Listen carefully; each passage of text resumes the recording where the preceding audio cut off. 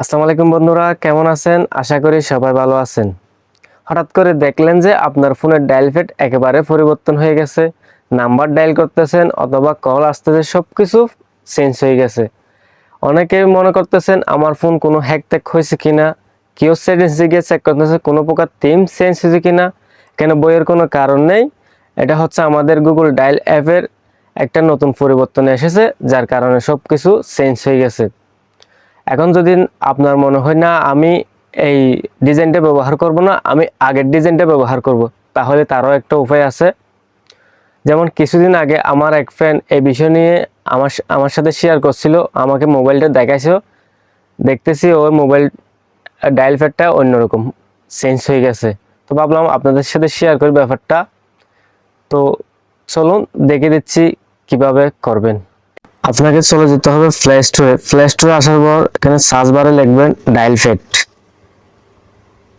Dial pad লেখার পর এটা হচ্ছে আমাদের মেইন যে অ্যাপটা, এটা হচ্ছে ওল্ড ভার্সন। আপনি যদি আগের সিস্টেমটা ব্যবহার করতে চান তাহলে আপনার ফোনে এই অ্যাপটা যদি ইনস্টল করানো থাকে অবশ্যই এই অ্যাপটি ইনস্টল করে নিতে হবে যদি আপনি আগের ভার্সনটা ব্যবহার করতে চান। এখন যদি এই অ্যাপটি ইনস্টল করা থাকে তাহলে কি করবেন? চলে যেতে হবে আপনাকে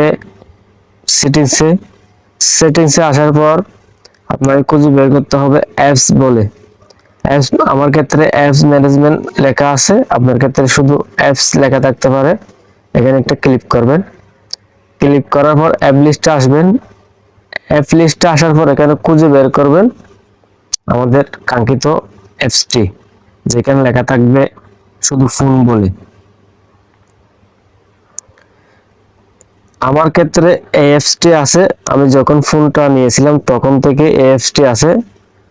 আমি ওএফটি আগে থেকে ব্যবহার করি নাই, এটা হচ্ছে আমার ফোনে ছিল, আমার কোনো আপডেট আসে নাই। এখন যদি আপনি আগের ভার্সনটা ব্যবহার করতে চান, আমি যে অ্যাপটা দেখা দিচ্ছি আপনাদেরকে অবশ্যই সেই অ্যাপটি ব্যবহার করতে হবে। তো যেহেতু আমার অন্য একটি অ্যাপ, আমি কিছু করব না, আপনাদেরকে শুধু দেখিয়ে দেব।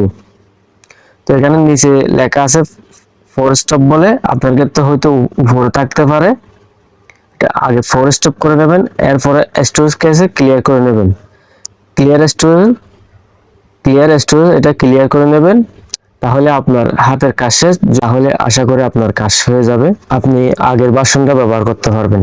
এই ভিডিওতে আমি পুরো বিষয়টা ক্লিয়ার করে দিয়েছি। ভালো লাগলে অবশ্যই লাইক, কমেন্ট আর সাবস্ক্রাইব করবেন। ধন্যবাদ।